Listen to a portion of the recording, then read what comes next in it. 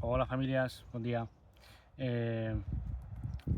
Aquest vídeo anirà una mica sobre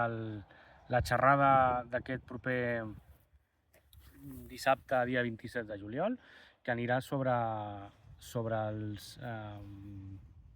límits en els gossos, ¿vale? En la convivència amb els gossos, en l'educació canina. És un tema que pot ser força controvertit perquè com tot en l'educació canina i en l'educació humana, doncs hem passat molt sovint de fer les coses d'un extrem a l'altre i pel camí ens hem deixat aspectes importants que no s'han aprofundit prou i que s'han entès malament, no? I els límits, sens dubte, és un d'aquests temes, perquè hem passat una mica del límit maltractant, ¿vale? Un límit mal entès per diverses teories que van fer molta incidència i també, malauradament, van ser massa protagonistes en diversos programes de la televisió i que van fer molt de mal a gossos i a les seves famílies, però en especial en els gossos, i que van comportar un marc mental que es va estendre a nivell social, doncs que els gossos necessitaven un cert lideratge molt autoritari, fruit d'alguns estudis amb llops, i que aquestes, diguem-ne, conseqüències o resultats que es van treure d'això es van extrapolar als gossos, ¿vale? Quan és algo ben diferent i que en canvi es va voler aplicar en el món en aquell moment de l'ensinistrament caní, que no té res a veure amb l'educació canina, i que malauradament ha fet molt de mal a gossos, deixant-los molt tocats emocionalment, etc. I llavors, els límits, sens dubte, és un tema que és necessari en la convivència i en la relació amb qualsevol persona, i amb els gossos doncs passa exactament igual, la convivència d'humans i gossos, però els límits s'han d'entendre bé i s'han d'aplicar de la manera correcta, que no impliqui cap maltractament i d'una forma ètica i educativa, ¿vale? Perquè si no estem parlant d'una altra cosa, però d'educació segur que no, ¿vale? Llavors,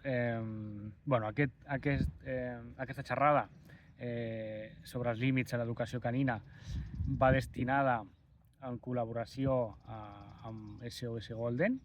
¿vale? Per tant, totes aquelles persones que participin de la xerrada,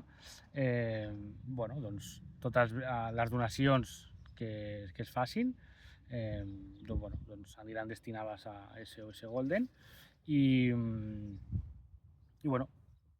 ja ho posen al cartell, però així per recordar-ho i resumir una mica, per assistir a la xerrada es pot fer presencialment o via online i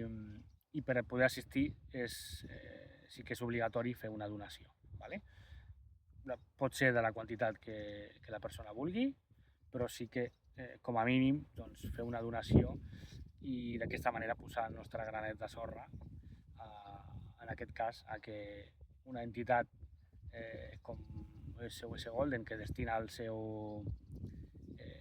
esforços, el seu temps i tota la seva capacitat a rescatar gossos i a facilitar-los una nova família i una nova llar. Per tant,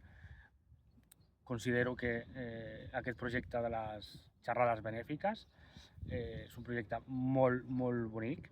i que pot ajudar a protectores, a entitats, a associacions que es vulguin adreçar a tenir una mica més de recursos que ajudin a poder continuar amb la seva tasca. I en aquest cas, la xerrada és en col·laboració amb SOS Goldens i totes les donacions aniran destinats amb elles. I res, animar-vos perquè queda una setmaneta i I bueno, serà una temàtica molt interessant i que pot ajudar a entendre una mica de quina manera els límits poden ajudar a créixer els gossos i de quina manera afecten a la convivència entre els gossos i les persones i per tant a la família, i de quina manera pot ajudar a que la convivència pugui ser doncs, millor i millorar així doncs, el seu benestar i per què no també el nostre. Vale? Per tant, crec que serà una temàtica molt enriquidora i que comportarà no sé, això, una mica d'una visió doncs, més treballada i que pot aportar grans beneficis als gossos i a les famílies. Per tant, us animo a participar-hi i podeu trobar el número